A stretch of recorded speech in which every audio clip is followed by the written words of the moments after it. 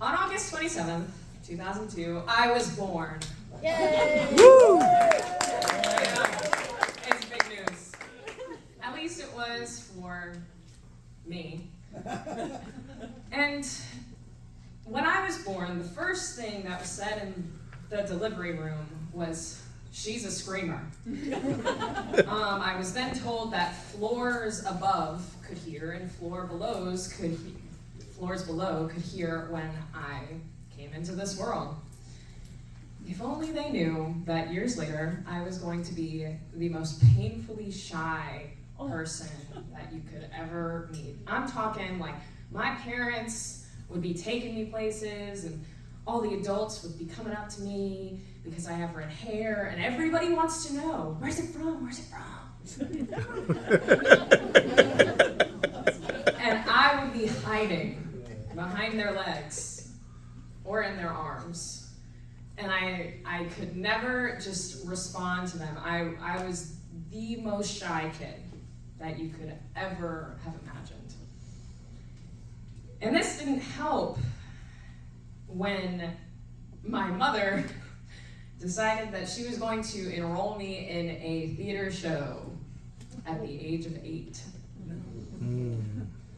And this was an educational program, low stakes, but I went to that audition for Mulan Jr. I was crying. Oh. Tears in my eyes, crying, and I was like, please just take me home. And she would not take me home. Now, Mulan actually has a very special place in my heart as well because I did not actually talk when I was younger. I knew how because I had a brother who was 5 years older and a sister that was 10 years older, and I wanted so desperately to fit in with them. But my parents were tired by the time they got to me. And so they never forced me to talk. And so instead they would talk to me using sign language, and they would talk to me mainly through music. My dad would play his series of country songs, and they would put on different Disney movies. And one of those Disney movies actually was Mulan. And the song Reflection, I mean, you've never heard a louder sound other than the day that I was born, escaped from me when that song came on. Now at this audition, you guessed it, the audition song was Reflection. There we go, and now we got some responses. And I remember just singing that song that I had known since I was, like 3 years old. And I was cast, it was an educational production, I was gonna get cast anyways. I was cast as an ensemble member. And from then on, I was in theater until, I was in that theater troupe until 6th grade, when I went to my private Catholic high school. That started in 7th grade, where my father taught at. Ooh. He's a great guy. But I had become comfortable at that theater troupe. And then when I got to 7th grade, whole new place, lots of different people, and all of a sudden I was that shy little kid again. And I had no idea who to talk to. I had just come from public school. I was not in the crowd. And that's when I was part of the mandatory 7th and 8th grade girls chorus. And I had a blast. And 9th grade was when it became optional. 9th grade, I decided that I was gonna continue on. 9th grade also happened to be the time that I decided to partake in the marching band. Now, this was not the first instrument that I had learned. I actually played violin for 5 years and I hated it. Oh, I hated that instrument.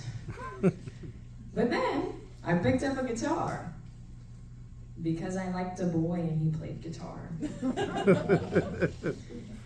But then he passed along, and I just kept playing. And after about 2 years, I decided that maybe marching band wasn't for me anymore. So I left, and that's when I really decided that theater was my scene. All these people were funny, and they were a little bit weird. And so I found a place to fit in.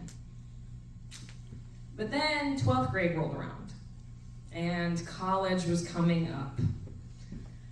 And there was one school that I wanted to go to beyond a shadow of a doubt, and it was NYU.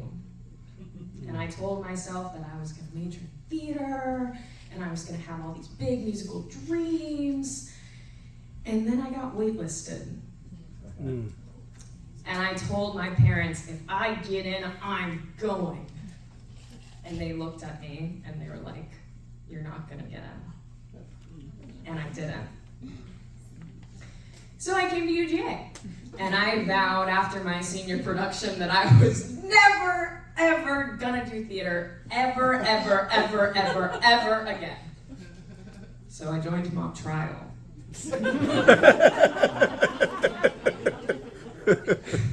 And I was a witness. So I did mock trial for about 3 years, but then, there was some dissension among the ranks, and suddenly, I wasn't who I thought I was anymore. And all throughout this time, I just kept going back to the, what if? What if? What about music? What about music? And I was like, shut up. But then, about 3 years into mock trial, I said that it was finally time to leave. Because I had gone through an extremely arduous journey with mental health. And I knew that mock trial was the cause. So I left it all behind, and I went on to think about, well, what if I did a show? My senior year. I auditioned for UGA's production of 9 to 5, and I was brought to the final round of callbacks, and then I wasn't cast. That's not great. But then I said, you know what, let me just try one more time. And then I auditioned for Murder on the Orient Express. And I was cast. And if you told me, senior year me, 4 years ago, that I was going to do a show at UGA, I would have laughed in your face and I would have said, that's not me anymore. But, luckily, the soundtrack of my life had different plans. And I was ultimately brought back into the theater. Sure, it's a straight play, not a musical, whatever. But music was what brought me back from 9 to 5. And then I stayed for Murder on the Orient Express. So do I know where I'm gonna go next? Absolutely not. I just graduated and I don't have a job. But you know what? That soundtrack is gonna still keep playing. So, with that being said, y'all should maybe listen to it a little bit more.